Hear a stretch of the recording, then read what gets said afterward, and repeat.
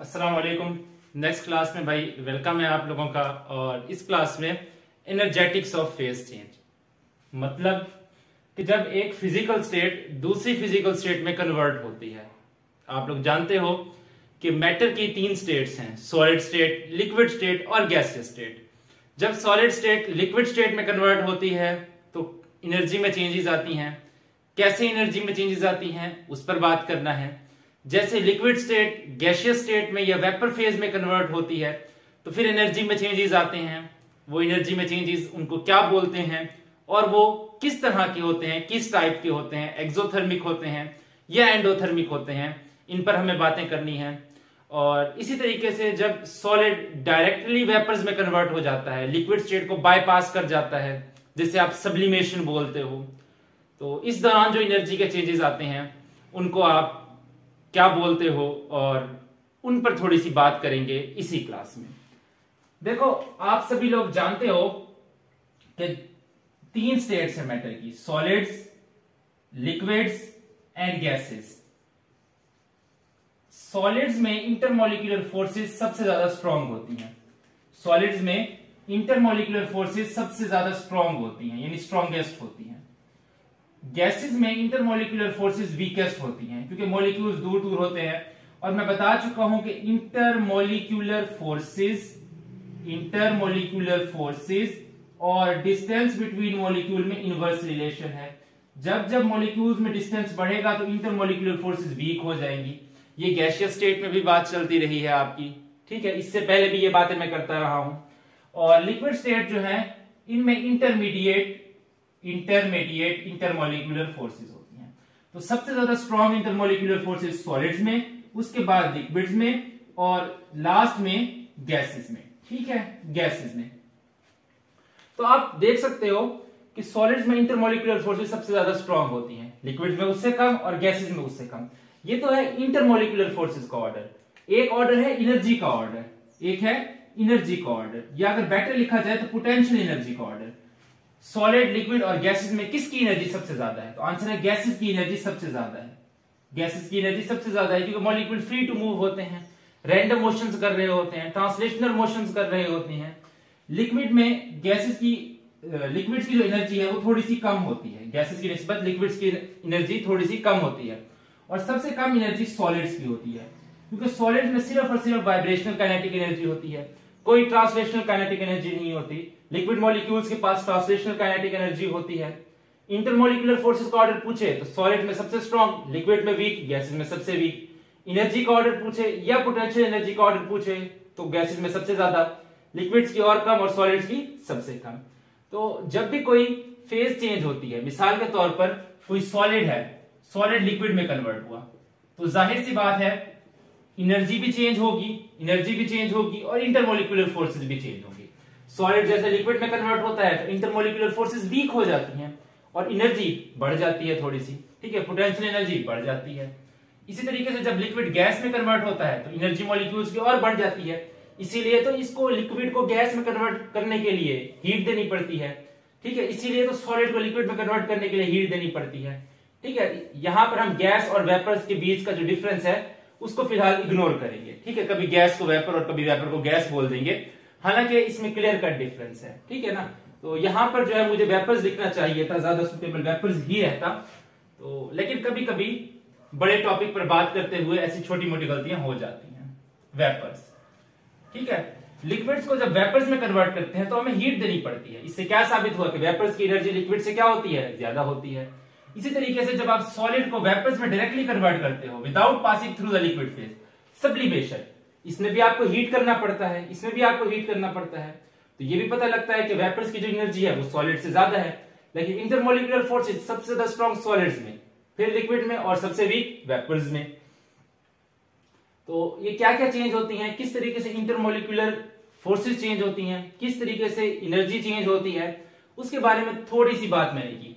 इसी का नाम एनर्जेटिक्स ऑफ फेज चेंज है कि एनर्जी कैसे चेंज होती है, फेज के चेंज होने के साथ, फिजिकल स्टेट के चेंज होने के साथ एनर्जी कैसे चेंज होती है और इंटरमोलिक्यूलर फोर्सेस कैसे चेंज होती हैं, ठीक है, क्लियर बात। अच्छा, ये बात मैंने की, जब सॉलिड लिक्विड में कन्वर्ट होता है तो आपको हीट करना पड़ता है। इस प्रोसेस का नाम है मेल्टिंग, इस प्रोसेस का नाम है मेल्टिंग, और मेल्टिंग का दूसरा नाम ही फ्यूजन है, फ्यूजन।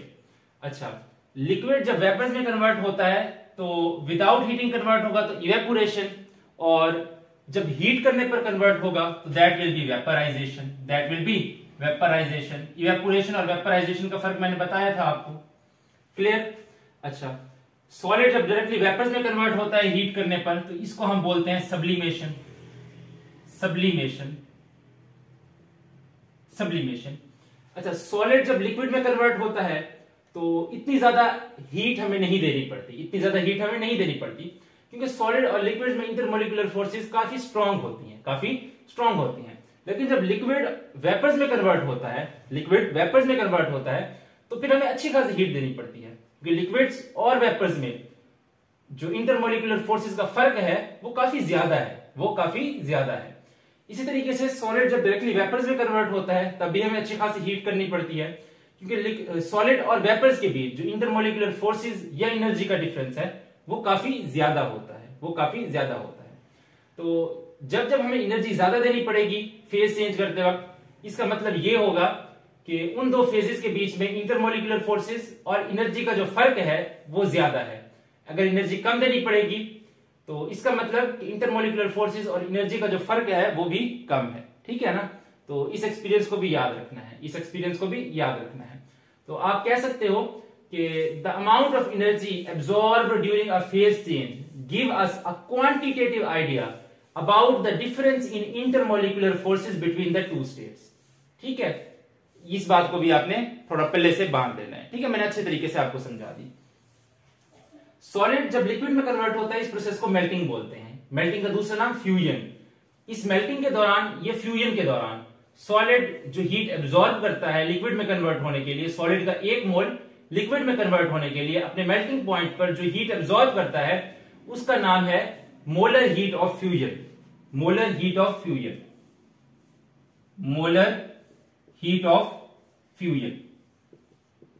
किसी सॉलिड का एक मोल अपने मेल्टिंग पॉइंट पर मेल्ट होने के लिए या फ्यूज होने के लिए, लिक्विड में कन्वर्ट होने के लिए जितनी हीट एब्सॉर्ब करता है उसी का नाम है मोलर हीट ऑफ फ्यूजन, ठीक है। मोलर हीट ऑफ फ्यूजन, या इसको एंथैल्पी ऑफ फ्यूजन भी बोल सकते हो। मोलर हीट ऑफ फ्यूजन या एंथैल्पी ऑफ फ्यूजन, ये भी बोल सकते हो। क्योंकि मोलर हीट ऑफ फ्यूजन जो है ये 1 एटमोस्फेयर पर मेजर की जाती है, 1 एटमोस्फेयर पर मेजर की जाती है, यानी कांस्टेंट प्रेशर पर मेजर की जाती है। तो हर वो हीट चेंज, हर वो एनर्जी चेंज जो कांस्टेंट प्रेशर पर मेजर किया जाए उसको एंथैल्पी चेंज बोलते हैं। The heat change that is measured at constant pressure is called as enthalpy change, तो कांस्टेंट प्रेशर 1 एटमोस्फेयर पर एक सॉलिड का एक मोल कंप्लीटली लिक्विड में कन्वर्ट होने के लिए अपने मेल्टिंग पॉइंट पर जितनी हीट एब्सॉर्ब करता है वो होती है उसकी एंथैल्पी ऑफ फ्यूजन या मोलर हीट ऑफ फ्यूजन। इसको एंथैल्पी को डेल्टा एच से डिनोट करते हैं, ठीक है, डेल्टा एच से डिनोट करते हैं, और क्योंकि फ्यूजन है तो एफ लगाते हैं। और स्टैंडर्ड कंडीशंस पर ये मेजर की जाती है, कांस्टेंट प्रेशर पर मेजर की जाती है, तो यहां पर ऐसे नॉट ये भी लगा देते हैं, स्टैंडर्ड कंडीशन। इससे मतलब ये होता है कि 1 एटमोस्फेयर पर और उस सॉलिड के मेल्टिंग पॉइंट पर या फ्यूजन पॉइंट पर ये मेजरमेंट हम कर रहे हैं। तो यहां पर डेफिनेशन में लिख देता हूं, बाय नेम शॉर्ट क्वेश्चन पूछेगा what is molar heat of fusion, तो आप बताओगे the amount of heat absorbed when a solid converts into liquid at its melting point, ठीक है। when a mole of solid, when one mole solid converts into liquid at its melting point at 1 atmosphere pressure, ठीक है। यहां पर examiner का main focus रहेगा heat absorb. क्या होती है? हीट एब्सॉर्ब होती है। जब सॉलिड लिक्विड में कन्वर्ट होता है तो हीट एब्सॉर्ब होती है, पहली चीज जो टेक्निकल है। दूसरा 1 मोल सॉलिड होगा, कंप्लीटली लिक्विड में कन्वर्ट होगा, अपने मेल्टिंग पॉइंट पर होगा और 1 एटमोस्फेयर प्रेशर पर, ठीक है, इन 4 चीजों पर आपका फोकस रहना चाहिए। ठीक है, इसी तरीके से कोई एग्जांपल ले लो, मिसाल के तौर पर जो वाटर है H2O सॉलिड, H2O लिक्विड, यानी आइस जब वाटर में कन्वर्ट होती है तो इस दौरान तो जो डेल्टा HF0 है वो होता है 6.02 किलोजाउल पर मोल। ठीक है ना, ये देखो, तो आपने एग्जांपल देनी है, ऐसे इक्वेशन बना करके देनी है। ठीक है ना, बुक में ये ऐसी इक्वेशन नहीं लिखी हुई, ना ही ये वैल्यू लिखी है, तो ये हम ढूंढ करके लाए हैं वैल्यू, तो ये आप नोट कर लो। ठीक है, आइस जब वाटर में कन्वर्ट होती है तो इस दौरान का इंथैल्पी ऑफ फ्यूजन 6.02 किलोजाउल पर मोल होता है। ठीक है, तो इसको नोट कर लो। अच्छा, जब आपसे पूछे what is molar heat of fusion, तो डेफिनेशन देना है, बताना है कि डेल्टा HF0 से डिनोट किया जाता है इसको, 1 एटमॉस्फेयर प्रेशर लफ्ज लाजमी मेंशन करना है, और दूसरी बात जो करनी है, बताना है ये एक एंडोथर्मिक प्रोसेस है। कैसा प्रोसेस है? एंडोथर्मिक, यानी हीट एब्जॉर्बिंग प्रोसेस है। डेफिनेशन ये 2 बातें, ये एग्जांपल, फिर 2 नंबर मिलेंगे। क्लियर बातें? इतनी बातें समझ आ गई? क्लियर हैं? अच्छा, आगे चलते हैं नेक्स्ट। अगली जो डेफिनेशन हमने देखनी है वो मोलर हीट ऑफ वेपराइजेशन की है। ठीक है, यानी मिसाल के तौर पर अभी तो हमने सॉलिड को लिक्विड में कन्वर्ट किया ना, जब 1 मोल सॉलिड को लिक्विड में कन्वर्ट करते हैं उसके मेल्टिंग पॉइंट पर, तो कांस्टेंट प्रेशर रखते हुए, 1 एटमॉस्फेयर प्रेशर रखते हुए जितनी हीट वो एब्जॉर्ब करता है वो उसका मोलर हीट ऑफ फ्यूजन, और वाटर का मोलर हीट ऑफ फ्यूजन कितना है? 6.02 किलोजाउल पर मोल। ये पर मोल में मेजर की जाती है। ठीक है, इसी को इंथैल्पी ऑफ फ्यूजन भी बोलते हैं। इंथैल्पी क्या बोलते हैं? Heat changes measured at constant pressure, heat changes measured at constant pressure are called enthalpy changes. ठीक है, heat changes at constant pressure is called enthalpy change. ठीक है, इस बारे में, एंथैल्पी के बारे में मजीद जो बातें हैं हम थर्मोकेमिस्ट्री का चैप्टर है आगे, वहां पर करेंगे। अगली definition, molar heat of vaporisation. Molar heat of vaporisation, ठीक है, या आप इसको एंथैल्पी ऑफ वेपराइजेशन भी बोल सकते हो, एंथैल्पी ऑफ वेपराइजेशन। ठीक है, इसको डेल्टा HV0 से डिनोट करते हैं, और ये भी एंडोथर्मिक होती है, ये भी एंडोथर्मिक होती है। यहां पे डेफिनेशन लिखता हूं, the amount of heat absorbed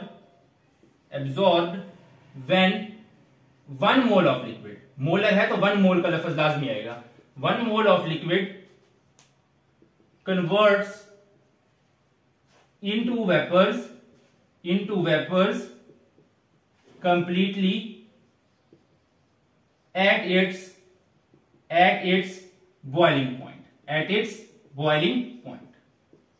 मिसाल के तौर पर जो वाटर है, वाटर लिक्विड फेज से वेपर फेज में चला जाता है, गैसियस फेज में। ठीक है, और इस दौरान जो इंथैल्पी का चेंज होता है डेल्टा H0V, वो होता है 40.6 किलोजाउल पर मोल। ये वैल्यू इंपॉर्टेंट है, एमसीक्यूज में भी बोर्ड में बार बार पूछी जाती है। Heat of vaporisation of water is 40.6 kilojoule per mole. ठीक है ना, तो हीट की वो अमाउंट जो 1 मोल लिक्विड को उसके बॉइलिंग पॉइंट पर कंप्लीटली वेपर्स में कन्वर्ट करने के लिए यूटिलाइज हो at 1 atmosphere pressure is called molar heat of vaporisation या स्टैंडर्ड इंथैल्पी ऑफ वेपराइजेशन। ठीक है, मेन जो बातें हैं यहां पर देखो, 1 मोल इस पर फोकस करना है, बॉइलिंग पॉइंट पर, 1 एटमॉस्फेयर पर, इन बातों पर, और एब्जॉर्ब पर, ये 4 बातें। ठीक है, इनमें फोकस करना है। अगली हेडिंग है molar heat of sublimation. Molar heat of sublimation, या आप इसको बोल सकते हो एंथैल्पी ऑफ सब्लिमेशन। मैंने बताया heat changes taking place at constant pressure are called enthalpy changes. तो मोलर हीट ऑफ सब्लिमेशन, तो इसको डिनोट करते हैं डेल्टा H0S से। ठीक है, molar heat of sublimation S, और नॉट लगाने का मतलब 1 एटमॉस्फेयर स्टैंडर्ड कंडीशंस पर हो रही है। और दूसरा ये भी एंडोथर्मिक होती है, ठीक है। तो डेफिनेशन देखो, the amount of heat absorb when a solid sublimes completely to give vapors at a specific temperature, और ये specific temperature generally room temperature होता है 25 डिग्री सेल्सियस, क्योंकि लेबोरेटरी में रूम टेम्परेचर मेंटेन किया हुआ होता है। ठीक है, the amount of heat absorb when a solid sublimes completely into its vapours at a specific temperature and 1 atmosphere pressure. ठीक है, व्हेन 1 मोल सॉलिड, देखो 1 मोल सॉलिड, ये चीज नहीं भूलनी चाहिए, व्हेन 1 मोल सॉलिड, ठीक है, heat absorb 1 mole solid sublimes completely into vapours at specific temperature और प्रेशर 1 एटमॉस्फेयर। 1 मोल का लफ्ज नहीं भूलना, क्योंकि मोलर हीट ऑफ सब्लिमेशन है या एंथैल्पी ऑफ सब्लिमेशन। देखो इसकी इक्वेशन कैसे बनेगी, इक्वेशन बना लेना, बुक में नहीं लिखी हुई तो। अच्छा, वाटर की एग्जांपल यहां पर नहीं ले सकते क्योंकि वाटर सब्लाइमेबल नहीं है, आयोडीन का एग्जांपल लेना पड़ेगा, आयोडीन सब्लाइमेबल है। Iodine solid, it converts completely into vapours, iodine gaseous state में चली गई, और इसका जो डेल्टा H0S है वो है 60.2 किलो जूल पर मोल, 60.2 किलो जूल पर मोल। ये वैल्यू बुक में नहीं लिखी हुई, एग्जांपल नोट करना, एग्जांपल देनी पड़ेगी। डेफिनेशन, ये दो बातें, एग्जांपल। डेफिनेशन कंप्लीट, 1 मोल का लफ्ज लाजमी, 1 एटमॉस्फेयर प्रेशर का लफ्ज लाजमी, भूलना नहीं है, ठीक है ना। हाँ जी क्लियर हो गई डेफिनेशन। जब 1 मोल किसी सॉलिड का अपने मेल्टिंग पॉइंट पर 1 एटमॉस्फेयर प्रेशर पर लिक्विड में कन्वर्ट होता है तो जो हीट एब्सॉर्ब करता है उसे बोलते हैं मोलर हीट ऑफ फ्यूजन या एंथैल्पी ऑफ फ्यूजन। वाटर का मोलर हीट ऑफ फ्यूजन या enthalpy of fusion 6.02 kilojoule per mole. ये एक एंडोथर्मिक प्रोसेस है, इसे डेल्टा H0F से डिनोट करते हैं। Similarly molar heat of vaporisation, जिसे एंथैल्पी ऑफ वेपराइजेशन भी बोलते हैं, ये वो हीट है जो उस वक्त एब्सॉर्ब होती है जब एक लिक्विड अपने बॉइलिंग पॉइंट पर कंप्लीटली वेपर्स में कन्वर्ट होता है एट 1 एटमॉस्फेयर प्रेशर। ठीक है, इसे डेल्टा H0V से डिनोट करते हैं, और ये भी एक एंडोथर्मिक चेंज है, हीट एब्सॉर्ब होती है। मोलर हीट ऑफ सब्लिमेशन, जिसे एंथैल्पी ऑफ सब्लिमेशन भी बोलते हैं, ये that amount of heat which is absorb when a solid completely सब्लाइम्स eight a specific temperature. ये जनरली 25 डिग्री सेल्सियस होता है, क्योंकि थर्मोकेमिस्ट्री में जो स्टैंडर्ड कंडीशंस होती हैं वो 25 डिग्री सेल्सियस और 1 एटमॉस्फेयर होती हैं। 1 एटमॉस्फेयर प्रेशर रखते हुए स्पेसिफिक टेम्परेचर पर सॉलिड का 1 मोल कंप्लीटली सब्लाइम करके वेपर्स में कन्वर्ट होता है, तो जितनी हीट वो एब्सॉर्ब करता है उससे मोलर हीट ऑफ सब्लिमेशन या स्टैंडर्ड एंथैल्पी ऑफ सब्लिमेशन बोलते हैं। इसे डेल्टा H0S से डिनोट करते हैं, और ये एंडोथर्मिक होती है। एंथैल्पी मैंने बताया कि वो हीट चेंजेस जो कांस्टेंट प्रेशर पर हों उन्हें एंथैल्पी चेंजेस बोलते हैं, उन्हें एंथैल्पी चेंजेस। अच्छा, एक ऑर्डर लिखवाता हूं आपको मैं। डेल्टा H0S ये सबसे ज्यादा होता है, ठीक है। डेल्टा H0F, ठीक है, ये यहां पर होता है, और डेल्टा H0V। देखो डेल्टा H0S और डेल्टा H0V ये दोनों के दोनों डेल्टा HF से बड़े होते हैं, ठीक है। ये देखो delta delta H0F is less than delta H0V। एक इस रिलेशन को ध्यान में रखना है, एक इस रिलेशन को ध्यान में रखना है, ठीक है। जो एंथैल्पी ऑफ सब्लिमेशन है वो एंथैल्पी ऑफ फ्यूजन और एंथैल्पी ऑफ वेपराइजेशन से ज्यादा होती है। ये सवाल आता है ऐसा क्यों होता है बताओ, तो इसका जवाब देते हैं अभी। और दूसरा सवाल आता है कि एंथैल्पी ऑफ वेपराइजेशन जो है वो एंथैल्पी ऑफ फ्यूजन से ज्यादा होती है, या एंथैल्पी ऑफ फ्यूजन कम होती है, एंथैल्पी ऑफ वेपराइजेशन ज्यादा होती है, ऐसा क्यों होता है बताओ। तो देखो दोबारा वही चीज हम लिखते हैं, सॉलिड लिक्विड में कन्वर्ट होता है, लिक्विड जो है वो वेपर्स में, सॉलिड और लिक्विड, सॉलिड जब लिक्विड में कन्वर्ट होता है तो इसकी जो फेज स्टेज की एनर्जेटिक्स है उसे डेल्टा H0F, जिसकी बकायदा डेफिनेशन, प्रॉपर डेफिनेशन मैंने अभी आपको बताई समझाई, और यहां पर डेल्टा H0V। अब देखो सॉलिड और लिक्विड में जो इंटरमॉलिक्यूलर फोर्सेस का डिफरेंस है वो इतना ज्यादा नहीं होता। यहां पर इंटरमॉलिक्यूलर फोर्सेस का जो डिफरेंस होता है वो कम होता है, लो डिफरेंस होता है, लो डिफरेंस, ठीक है। ये लो डिफरेंस या लेस डिफरेंस बोल दो।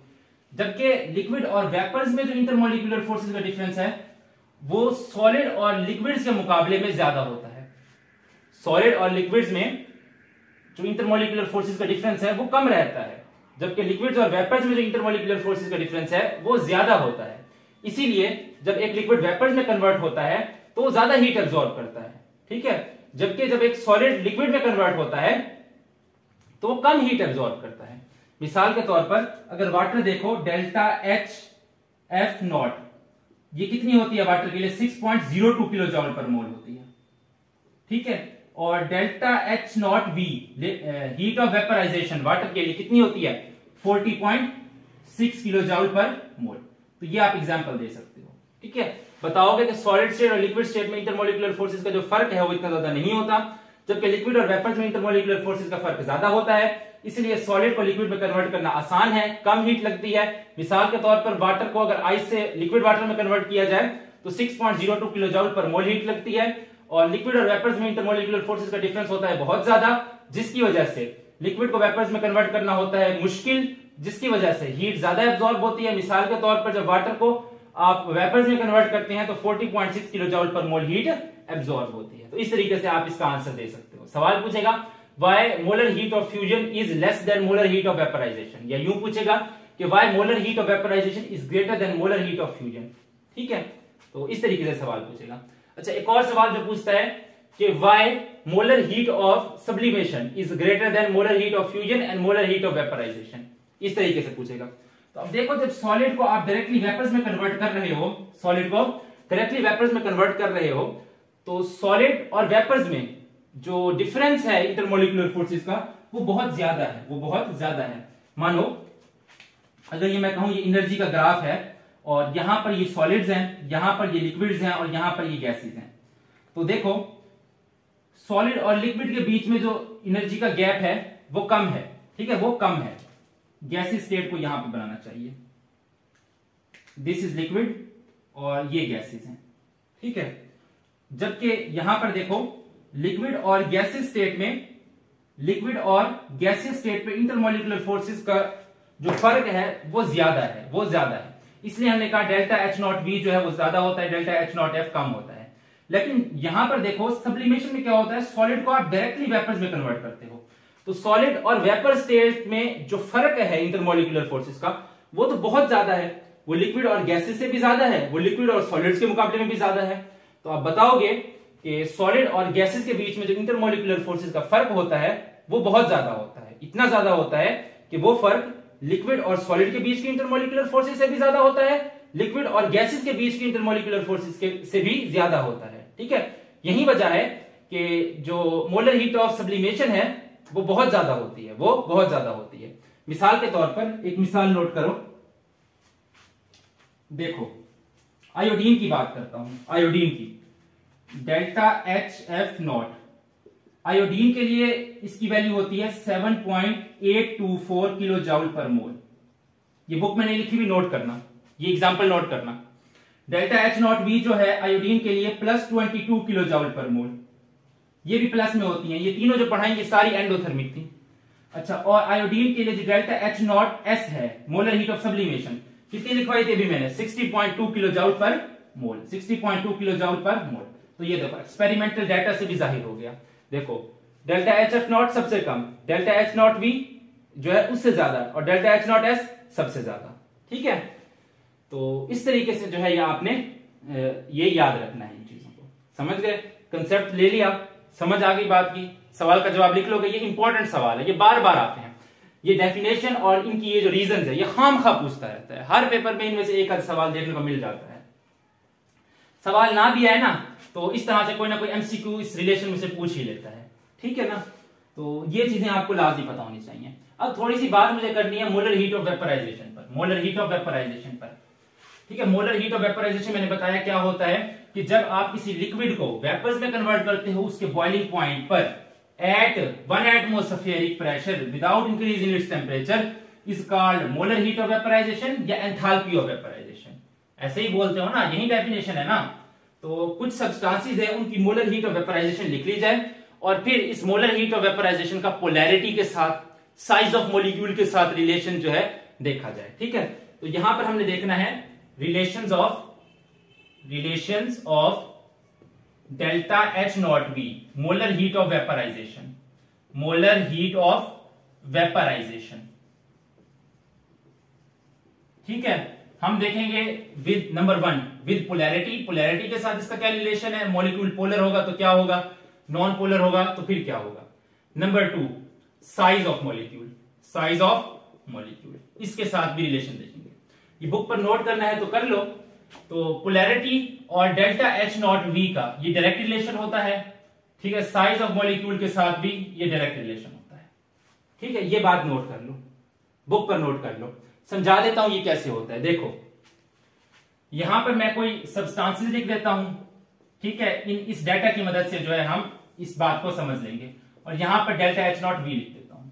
देखो मिसाल के तौर पर मेरे सामने वाटर है, वाटर की तो जो डेल्टा H नॉट वैल्यू होती है वो 40.6 होती है। ये सब किलो जॉउल पर मोल में लिख रहा हूं और ये सब की सब पॉजिटिव है, ठीक है, सब की सब पॉजिटिव है, ठीक है। वाटर के बाद SO2 सल्फर डाइऑक्साइड, इसकी 24.3 होती है, ठीक है। सल्फर डाइऑक्साइड के बाद अमोनिया NH3 21.7, ये सब प्लस में है।